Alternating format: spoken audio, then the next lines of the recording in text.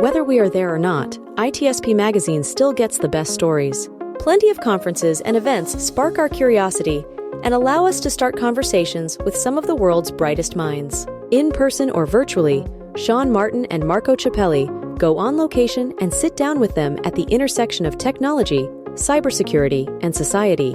Together, we discover what the synergy of these three elements means for the future of humanity.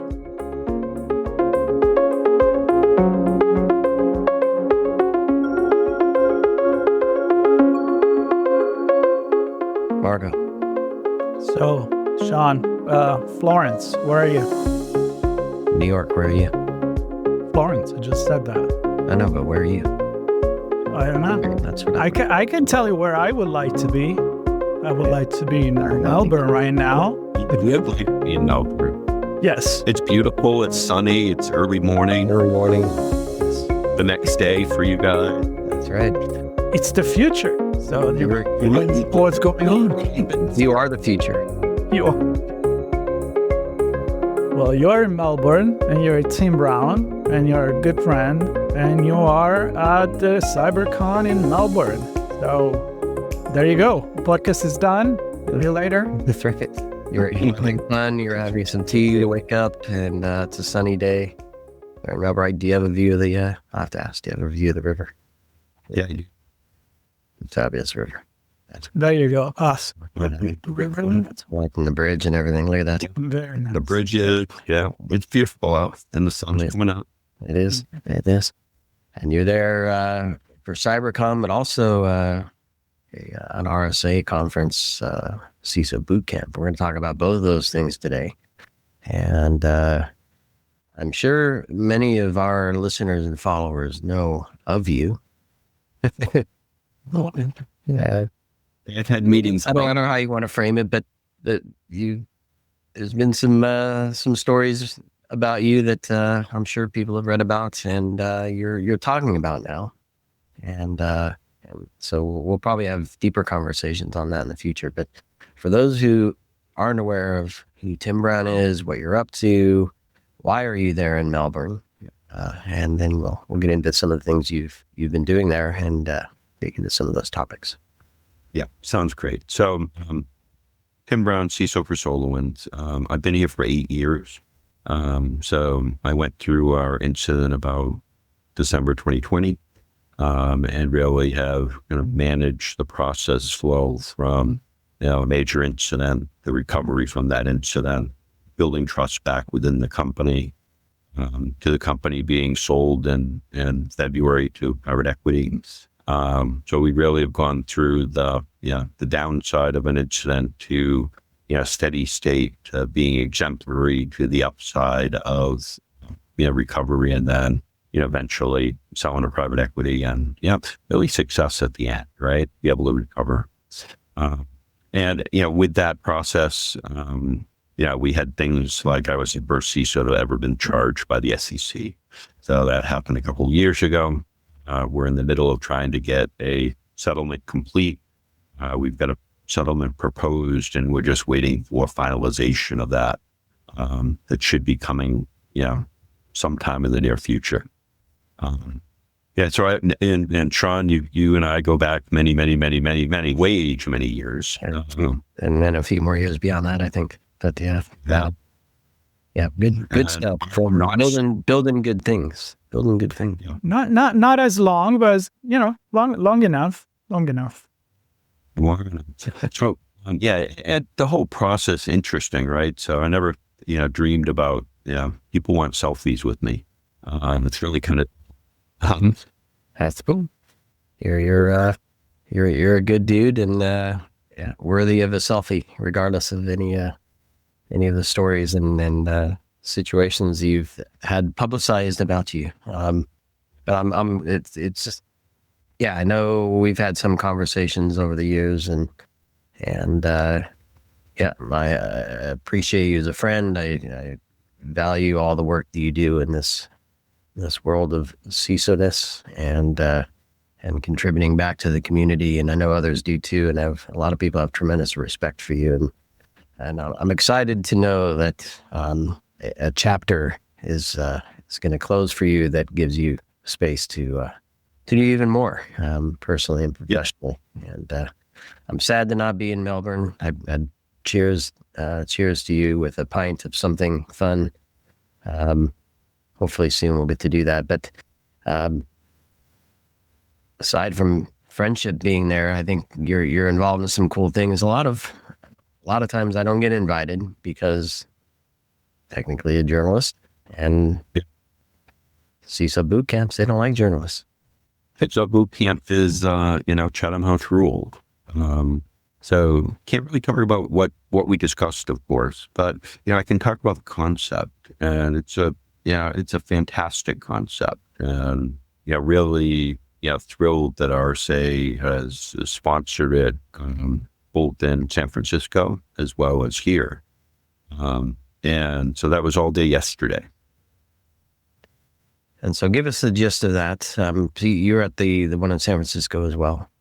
So what's the goal? What's the expected outcome? Who's usually there? You expect CISOs, but our conversation before we started leads me to believe that pre-CISO folks get to join as well. Yes. So really, pre-CISOs or CISOs at smaller companies, you have to apply and to be able to be accepted into the program. So somewhere around 100, and some were in Australia. Good group, very active, very participating. And the idea is to be able to take, people that are looking to become a CISO or are a CISO at a smaller company and they want to shift to something else, and be able to help build their knowledge, build their base of people that they can go to, build the community around them so they have, folks to ask questions to, build up mentors, and bring that knowledge to them so that they're ready and they can be successful in that, that next role, or that, role to a CISO or role to a bigger CISO. So really it's all about the people and the participants there.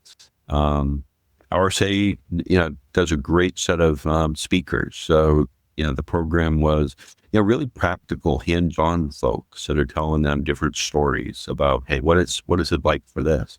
How should you think about, one of the people talked about recruiting. How should you think about recruiting the right people? What should you be looking for from people? Somebody talked about I talked about the incident, what went on, just hadn't asked me anything. Another, company talked about their experience of, going from, a little bit of security 20 years ago to a good security program along the way, and what they were looking for as a CEO, what he was looking for from a security partner. So really a lot of great practical content, and useful content to be able to hear that. The CISO community has a lot of these venues, and some of the really good ones give you that type of information. But for the wannabe CISOs or about to be CISOs, this is the only one that I know of that is really set up that well. Tim, we were talking about a little bit before start recording, and you said something like context. And I'm a big fan of context in everything, because you can read something, you read a headline, people jump to conclusion nowadays, especially with social media. Nobody wants to get deep into things. But when you actually share experience, you were mentioning that sometimes people have a different picture than what actually did happen, especially when you bring your own experience. And I'm sure, like you, everybody else is bringing their own experience, and it's more candid conversation than be in front of a camera or interviewed. So describe a little bit what is that community like, and maybe even what your personal adventure, I'm going to call it adventure, meant and is meaning for the CISO role in the community itself. Yeah, so the context one is important. One of the things that we learned through the incident process is the written word just was not enough to communicate appropriate context. People want to speak. They want to talk. Even if it's virtual, they still want to talk. And 90% of the conversations are very in line with what we wrote down, right? This information is very well written down, but for them to hear something and hear their context, right? They hear the context of, us taking 6 months off of development and new features to focus on security and build systems. Easy to say, but well, what does that mean? That means 400 engineers focused completely on this for 6 months, and a pure focus. When you say it with words, when you say it with emotion, it conveys the real cost and context of that, right? Written down, you guys know I had a heart attack in Zurich. I'm going back there next week. But that was the week that I was announced. So people feel that emotion of, that's, they understand mental health, they understand stress, they understand it at a real level when you talk about it, as opposed to just, reading on the some blog. So the verbal communication, super important. And then when we look for the CISOs in this boot camp, letting them know that important, letting them know they have to be able to train to be able to speak to people in the right context. Our relationships really matter inside the company, outside the company, whether an incident's going on or not. How do you partner with your executive team? How do you appropriately communicate to them and the boards? So a lot of that type of knowledge is not necessarily known for these junior people. So how do we help them get prepared for that? Because your board doesn't want all the techie, ins and outs of every, vulnerability that you have. What they want to know is what risk you're at, and how you communicate that needs to be the right level. And it's usually verbally. So, teaching some folks that and getting them started on that path, hugely important. Yeah, and then so much running through my mind just as you talk about this, and context matters. Your context matters, but I think equally important to somebody approaching the role, in the role, is their own context, and Absolutely. To be able to have a conversation with you and with others around them to say, all right, Tim had a hard time, mentally challenging, physically challenging, had a heart attack. What does that mean for me? Right. How do I take Tim's experience and understand it in my own context, in my own environment, with my own technology, with my own team, with my own mindset? How do I function compared to how you function? And there are other peers like me that maybe we could have a conversation and leverage what you have learned and experienced to find something that's going to work for me.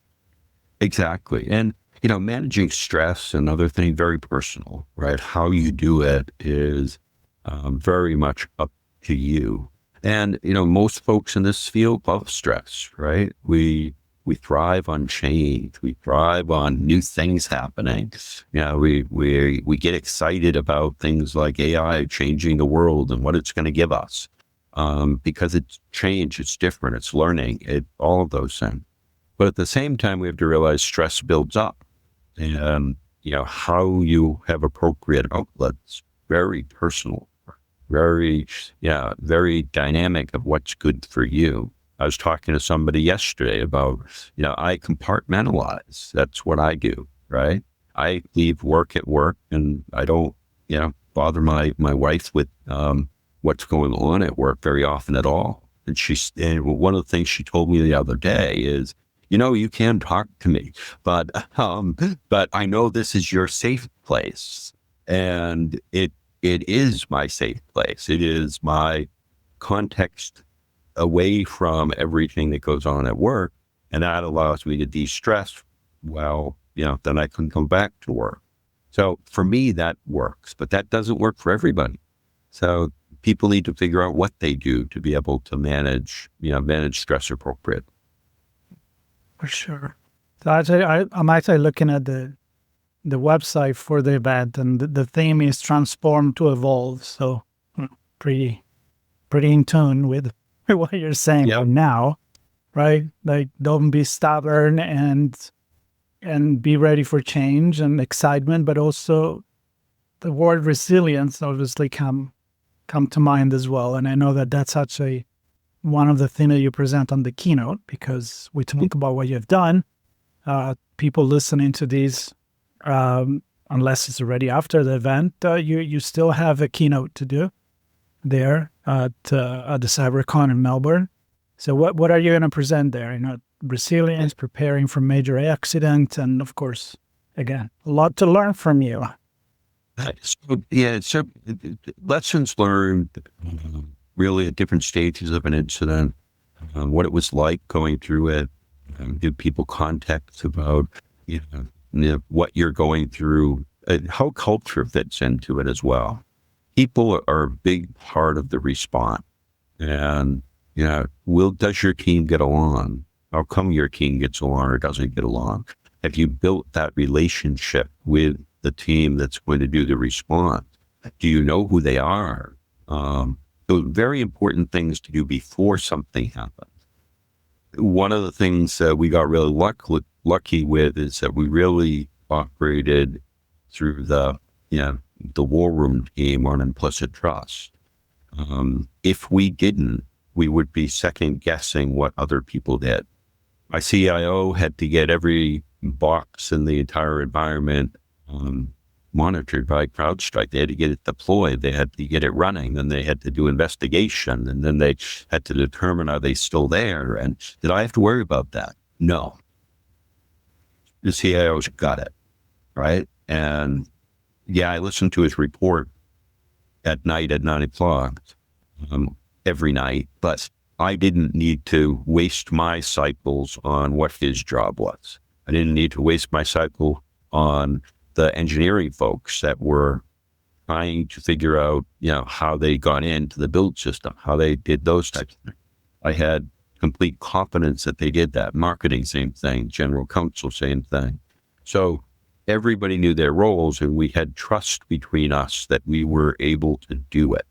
Therefore, we could move very quickly and not second guess. So the trust and the relationships that you build before, super important. So we'll talk about that type of context and how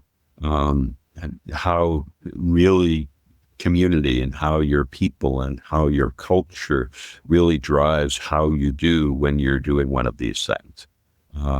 So that's the other kind of flavor. And I'll talk about that through the days, the weeks, the months, the years of post-incident on, and then also what I was thinking for each one of these stages. So it's usually a pretty well-received model. And back again to the context verbally, I shift people accuse me of changing all my words every time I do one of these. So it's definitely not the same way that I speak about it, depending on who the audience is and what they are. Here in Australia, much less litigious than we are in the US.